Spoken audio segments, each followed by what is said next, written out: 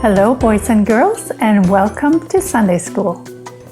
Today we are going to continue our big story of God's forever kingdom that's found in the Bible.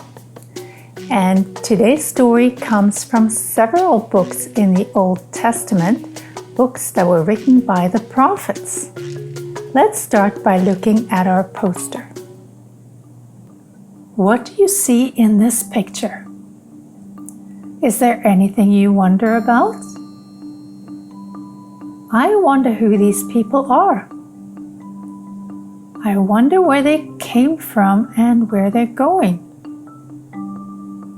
I wonder why the man in the blue is holding a scroll.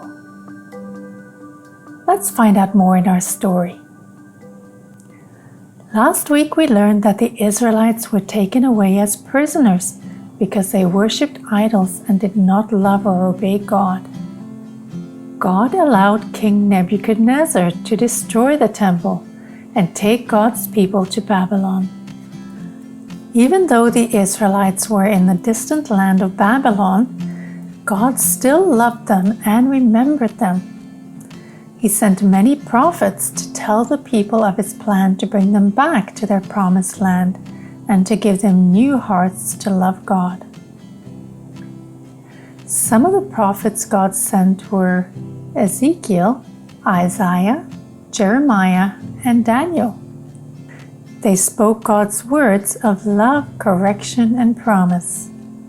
One of those promises from the prophet Jeremiah is our memory verse today. Let's read it. For I know the plans I have for you, declares the Lord, plans for peace and not for evil, to give you a future and a hope. Jeremiah 29:11. All of the words of these prophets were written on scrolls and read to the people. The scrolls have been kept and read for thousands of years. Their writings are a part of our Bible today and part of the story of God's great love. The prophet Isaiah reminded the people that God would send the forever king and that he would come from the family of David. The prophet Ezekiel gave them the message that God would raise up the temple again and give his people new hearts, hearts after God. The prophet Jeremiah declared that the people of Israel would return to their homeland after 70 years in Babylon. The prophet Daniel reminded the people of God's promise that they would return to their land. And then, after 70 years in Babylon, God brought the Israelites back to the promised land. They began to rebuild the temple and the broken walls of Jerusalem. When it was all finished, the people celebrated and gave praise to God. Although the people were happy to be back in their home, some people cried. They were sad because they remembered the magnificent temple that King Solomon built. The people knew that they could never rebuild a temple like that again. And there was another reason the people were sad. God's forever king had not yet come.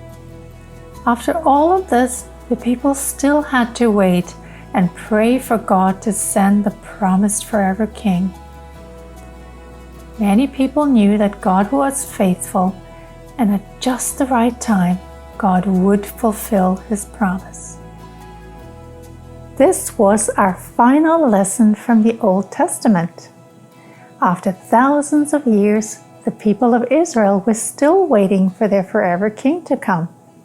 It was a very long wait. Every year we remember this waiting time during Advent, the last 4 weeks before Christmas.